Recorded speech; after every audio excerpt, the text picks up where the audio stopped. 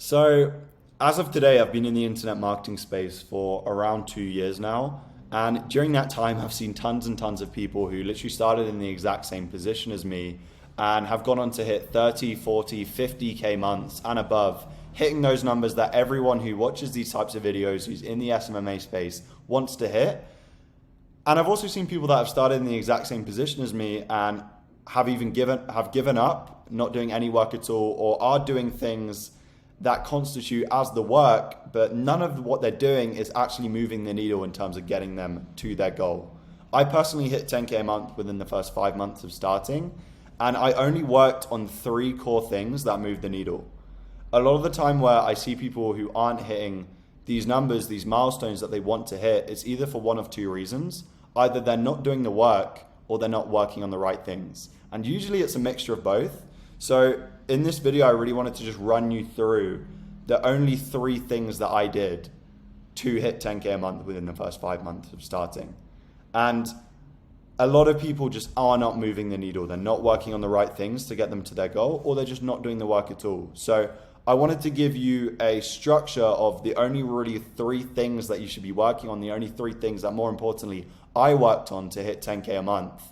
And what I'd do again if I was to get started and I wanted to hit 10K a month as soon as possible. So let's jump into it. I'll show you exactly what I did. So those things were booking appointments, closing appointments, and service delivery. So it's as simple as that. It was just getting people on the phone, closing those people who were on the phone, and service delivery, just getting them results. And this was my routine. It's extremely simple. I didn't get up, I didn't spend 7 hours with my biohacking routine, drinking my matcha tea, meditating, visualizing, doing all these different things that weren't really going to move the needle. I got up straight away. I got out of bed. It was around 7 a.m. I'd get up, I'd have a shower, I'd get dressed, and then I'd structure my day in accordance with what those top 3 priorities were. So first thing I'd start off with was number 1, booking appointments. And for me, I used one main acquisition channel. So that was cold email for myself. So what I'd do during that period of time is I'd be scraping the leads. So I'd use a website called Apollo, which I'm sure a lot of you are familiar with, apollo.io. I'd pull this up. I'd essentially run a search where I could find a list of people in my niche who at the time was marketing agencies. So I'd generate a list of marketing agencies. I'd clean the list. I'd do everything. I'd format that into a Google Sheet. I'd scrape those leads. I'd make sure that they're all in accordance with my ICP. It was pretty easy when I used a software like Apollo. I'd write scripts to reach out to that niche, talking about my offer, talking about what I could do for them, mentioning a pain point and how I could alleviate that. I'd write those scripts. I'd put that into a tool like Instantly, and I'd use Instantly to respond to any prospects in the morning. So it's from around 7:30 to 10 a.m. I'd do everything in regards to appointment booking. So anything that was going to help me get more prospects on the phone that I could speak to. And what I'd do, like I said, is I'd pull up Apollo, I'd make a search, I'd pull up this search bar like here. What I'd do is I'll pull up the industry. So for me, it was marketing and advertising agencies. At the time, it was in the UK. So I would filter from 11 to around 50 employees. Location, I would set that to the United Kingdom. Account HQ, again, United Kingdom. And what I'd do from there is extremely simple. So I'd make sure, obviously, I was only reaching out to the decision makers. And I'd end up with a series of leads who I could reach out to, which I knew were in my ICP. And then what I'd do is I'd write a script in accordance with that. I'd plug that into a tool like Instantly, where I can show you some of the campaigns that I ran. So this was one recently, actually. So this is a campaign we ran which reached out to 4,000 people, generated well over 100 opportunities and $360,000 worth of pipeline value. And that's all I'd be doing. So anything from 7:30 to 10 a.m., so for 2.5 hours, I'd be focusing purely on booking appointments. And a key thing to note here, what I didn't do is, I'm actually going to put a note in here. What I didn't do was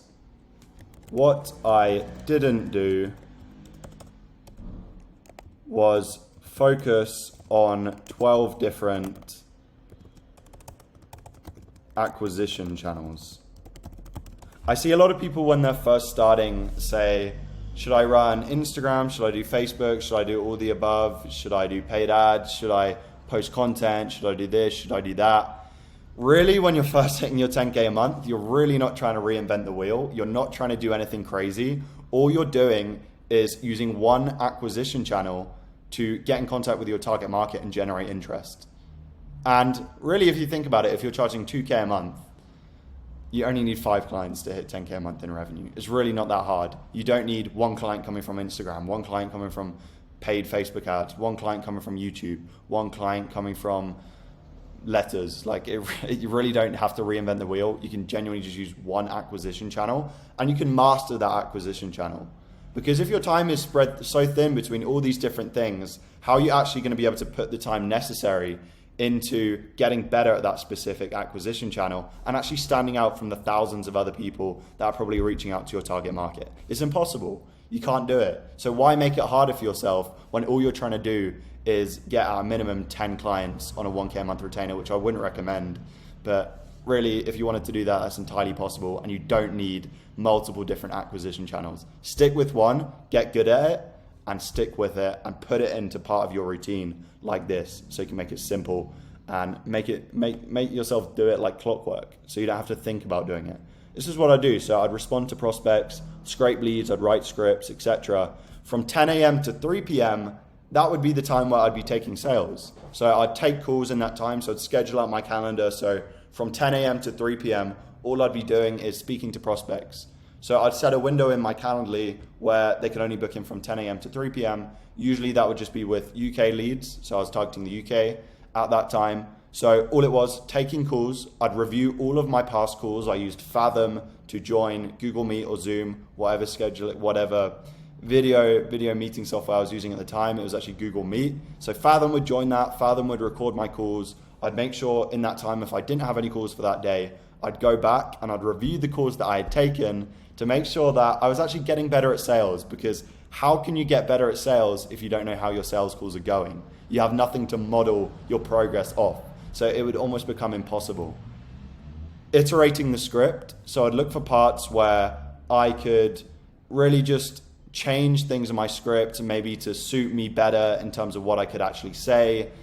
Things that suited my niche more, that obviously there's questions that are appropriate to ask certain niches with your script. There's a lot of people who just take a script at face value and think, okay, if I implement that for my niche, it's going to go smoothly. It's going to get the same results as this person in X niche.